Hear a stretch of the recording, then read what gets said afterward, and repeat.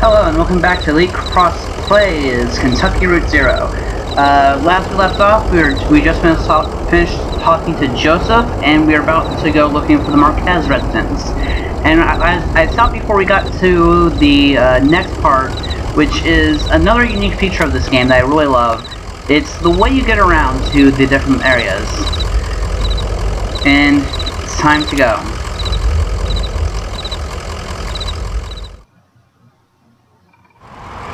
Here is the transit screen. We are that little wheel there, and we can explore this area. All the roads have different names, and as you might have seen just then, there are kind of hidden things around the map. And this is the wreck that Joseph was talking about earlier.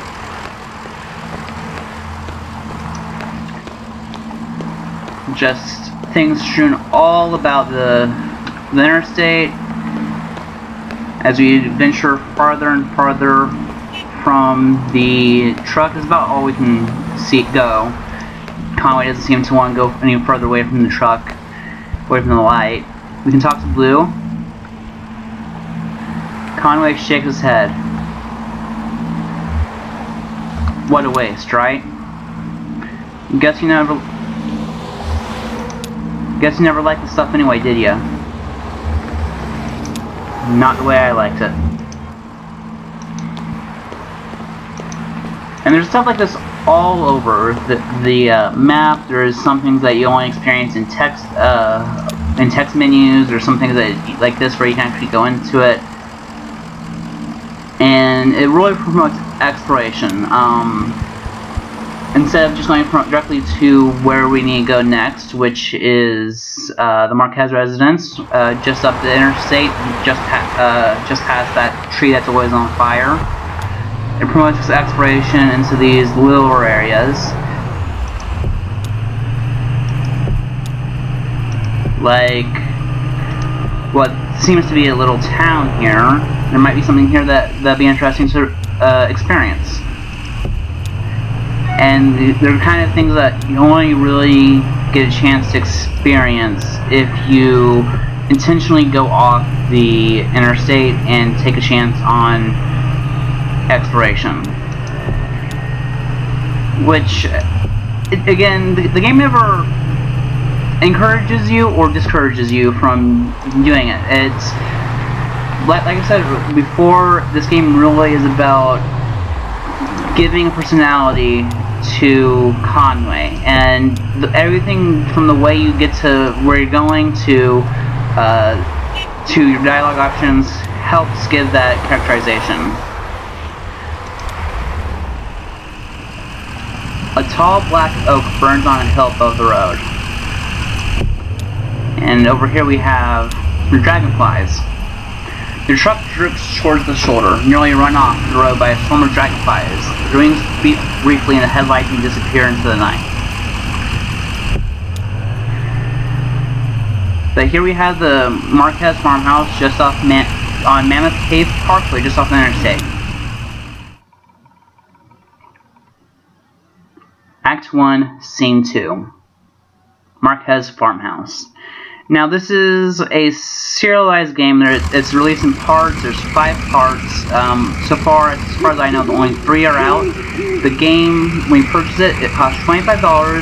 It includes access to all 5 parts and the soundtrack for each part. And each act, as they call it, parts, is you buy into scenes. It's really just whenever you go into an area. Conway rubs Blue's belly. So I guess we just head up the path here. The farmhouse is up the hill a bit. Maybe I can borrow you a treat up there.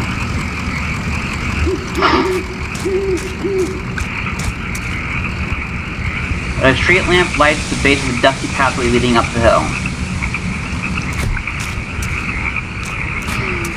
This game also tends to make heavy use of perspective, like you just saw, moving towards or away from the background and revealing things that way.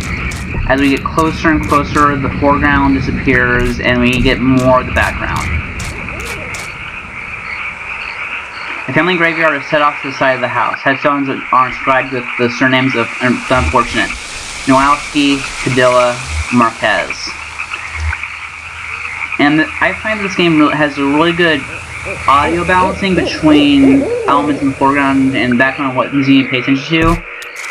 As we go up and down this, the sound of nature around us gets either enforced or overshadowed by the lack or absence of the sound of the engine, which Conway always leaves running. And here we have the farmhouse up in the middle of nowhere. It looks like there's a car up on blocks over here.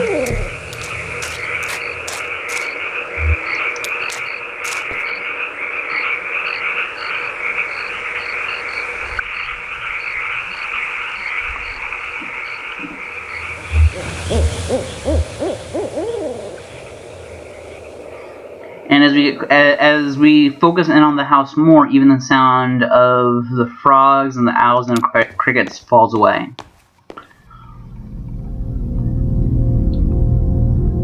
Weaver: I was just thinking what a lovely house we have. Do you like it? Have you been here before? Did you happen to see it now?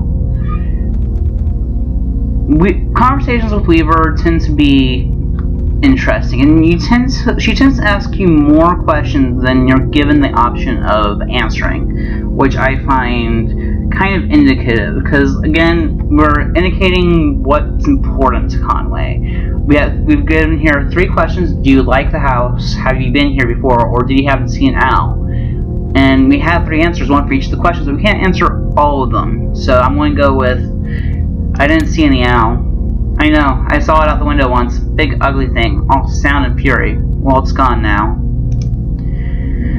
There used to be another house here, but we had it destroyed, and we built this one. It was very expensive, and we got quite underwater. What do you do for work? Is it too difficult, or do you like it very much? I was once a mathematician. Are you looking for something in particular here? Again, we're given 3 questions that we can't answer all of them. It's better than being in a ditch. Yeah, it's just about anything is better than being in a hole in the ground. That's why I stay here. I have some notebooks. I'm only a little bored. I might prefer to watch TV occasionally. Actually, I have a TV here that I think belongs to you. Will you please set it up? Then I can explain to you how to get where you're going. The 0. I know.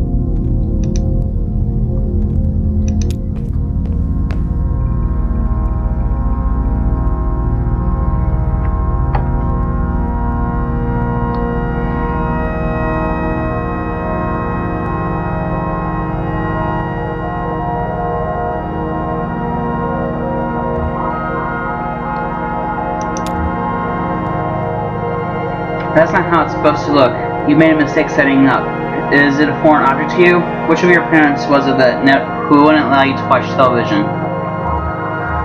Mom thought she heard ghosts in the static.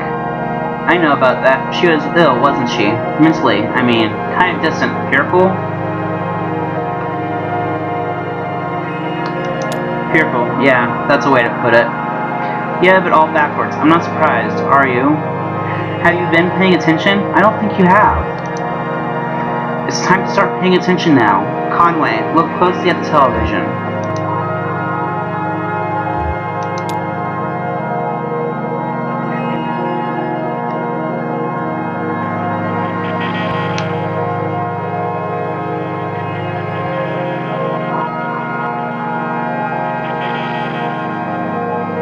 Again, we see the horses from that I mentioned. These horses come up frequently. Horses have a lot of symbolic significance in American stories, often associated with freedom, expansion, development, even because of the horse's identity as part of the way America expanded westward and became bigger. It's The horses have taken up a kind of mythic significance in American folklore. Hey, wake up. Let's face out there for a minute. The picture on the TV. That TV is picking up the wrong signal. My cousin Shannon would know more about it. She fixes TVs for a living. Well, she used to. I think the new models are getting her some trouble. Your cousin? That's my father's brother's daughter, Shannon. We were about the same age. Well, we used to be. She's older now. She has a workshop up north a ways, by the lake, right where Peonia and Wax Road meet. It's a big bait and tackle shop, and she fixes TVs in the back. Do you like fishing? Honestly, I'm not convinced you should bother with the Zero. I'd much rather you find my cousin and fix my TV, but I'll get you headed the right way. So it's pretty easy. Get back on 65, head north, then take the first right after the artificial limb factory. From there, your arrival at the Zero is basically inevitable. I used to know you, Conway. Keep your eyes open, especially in the dark. And there again we have the message of things not always being what they seem in the dark. And as we scale backwards, we find the farmhouse is different than it was before.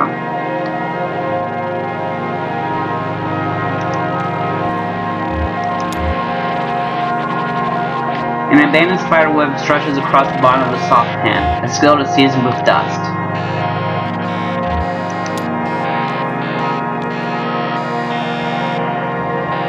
And we're actually about to encounter one of my favorite things about the music and the soundtrack. I love the music in this game, but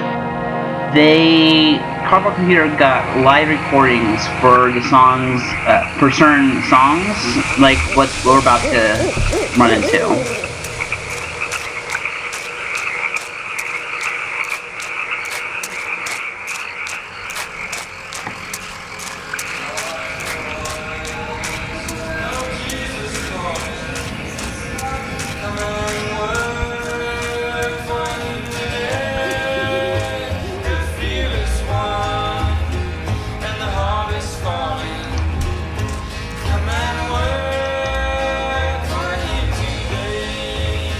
Conway path flew on the side.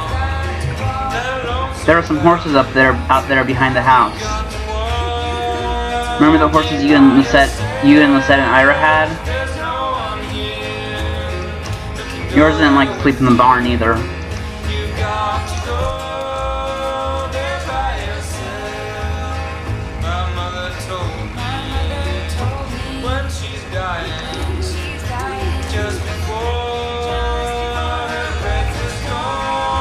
Conway has places to go.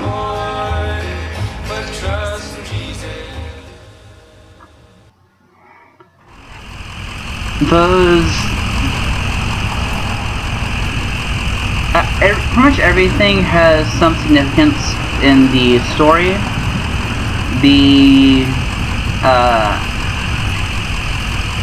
For instance, that bluegrass music, kind of, also like the Greek chorus we ran into earlier with the basement people, kind of comes out and says what's going to happen.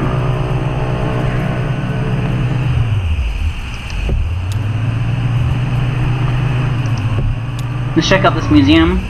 I'm going to look for Weaver's cousin Shannon. So we're going to follow the river up north. A sign in front of the building just reads museum. Lights are off, but the front door is open. Enter the museum. A few feet inside the museum doors, the ambient sound of the highway drops sharply away. The room is cold, dark, and still. A book lies open on a table in the center of the room. An open hallway extends to the left. Large glass doors bar the path ahead. Conway looks at the book. There's no book title on the book's spine or cover. A 3-word phrase written in pencil on the first page is smudged and indecipherable. On the first page, someone has left an ink drawing of a horse. Several dozen blank pages later, at the end of the book, is an elaborate ink drawing of a one-legged man working antique adding machines surrounded by whiskey bottles. Let's walk to the hallway. Conway's steps echo against the hallway marble floor and arched ceilings. Plexiglass boxes line the walls. The hallway dead ends on a darkened display case.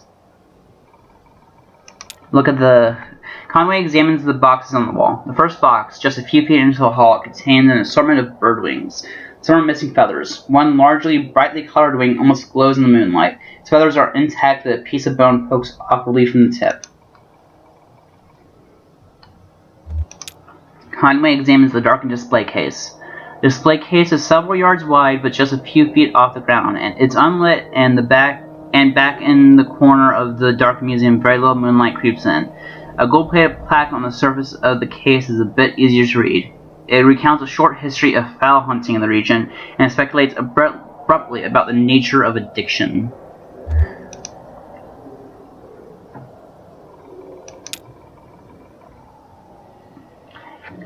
This game has a lot of...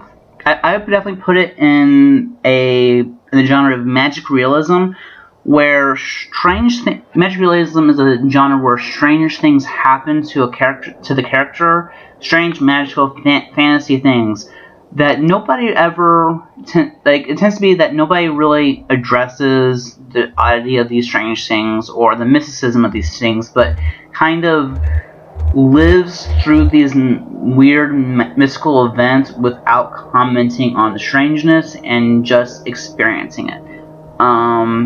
If you're familiar with Welcome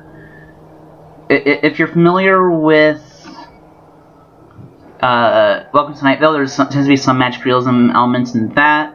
Magic realism is unfortunately not so much a popular genre nowadays. I know there's a few well-known, especially Spanish authors that dabble in magic realism, Mexican mostly, and I tend to find that magic realism tends to address duality. It tends to address the forces that affect us that we're not aware of too, and the things that affect us that even we might be aware of. And I remember doing some studying in one of my classes about magic realism in primarily Mexican works, about how they use magic realism to address that duality between their culture and their identity and who they are. And I find magic realism to be a very interesting genre to look deeper into, to reread and try and find the connections. Let's see, we just came from the hallway. Let's walk through the glass doors. Conway walks to the glass doors. The glass doors won't budge. To apply any more force would likely break them. I'm going to force through the doors. Conway plays more force to the doors. The glass shatters. Somewhere ahead, a light switches on. After a moment, it switches off. The room is dark again. The floor is covered in broken glass. Conway walks through the broken glass doors. Broken glass grinds under Conway's boots as he walks down the hall. He has the feeling of being in a larger space. Very little light reaches the far end of the hallway. Conway runs his hands along the walls. The walls are completely smooth and strangely warm. Conway can feel his breath and sweat condensing on the surfaces. Conway kneels and runs his hand along the floor. The floor is completely smooth and strangely warm. Conway can feel his breath and sweat condensing on the surface. Conway returns to the entrance. Right now, that seems to be everything we can do here in the museum. So let's go back to our truck. The sign in the front of the building just reads museum. The lights are off, but the front door is open. And let's drive away.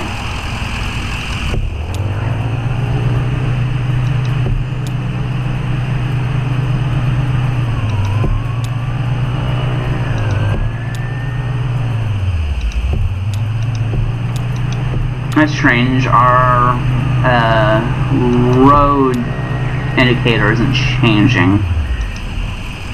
It's supposed to, so that we can navigate. Let's see if I can get it to.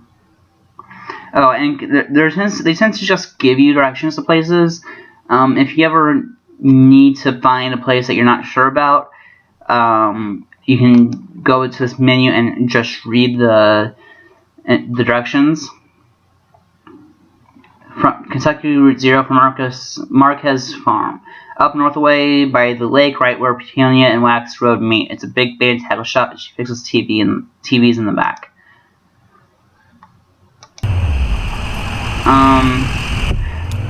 I'm going to interact with the guitar player next time in the next video.